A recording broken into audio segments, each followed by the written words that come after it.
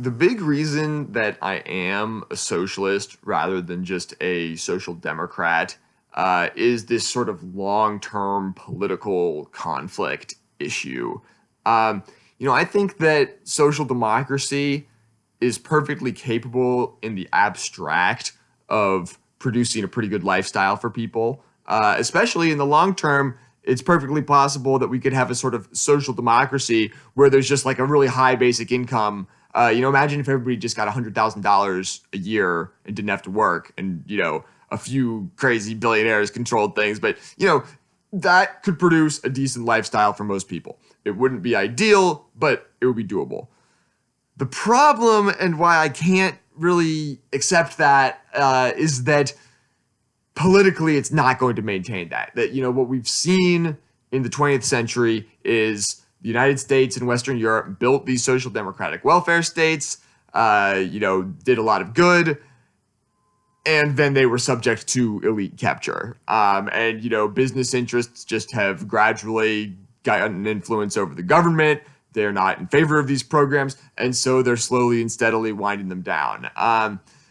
And now we'll see. I mean, I'm optimistic that we can improve things up again. Maybe capitalism will just go on and on with this sort of back and forth of, business pushes towards deregulation and not having a welfare state, and then big boom of reform and wealth redistribution and everything, and back and forth. Wouldn't be the end of the world, but I'm not necessarily wanting to bank on it. Any one of these downturns could be our last. We could also end up with just a permanent dictatorship where just the shitty version of capitalism that we have now continues to exist, and we don't ever get back to social democracy.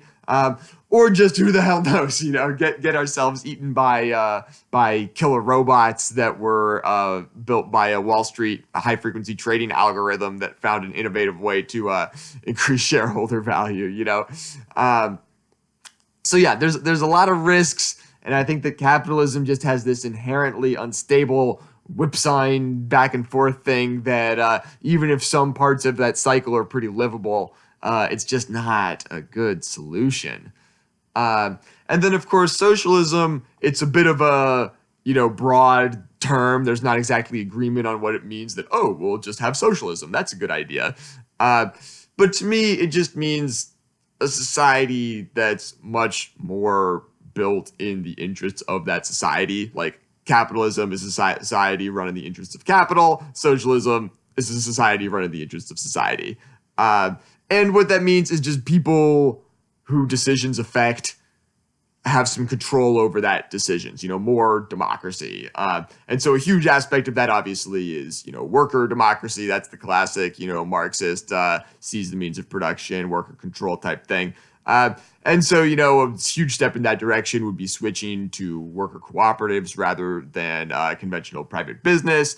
Or you can have, publicly owned corporations that, have some level of worker control, but then there's also the democratic control from above, from the state. And that there's no exact this is the one thing. Plenty of socialists will tell you, oh, no, I do know the one thing. But, there's market socialists and state socialists and, anarcho-communists. And it's a broad spectrum of views.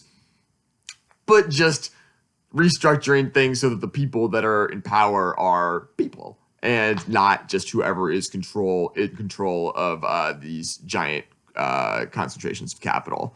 I guess they're technically people, but they're not in power because of their status as people. They're in power because of their status as owners. And that would be nice to change.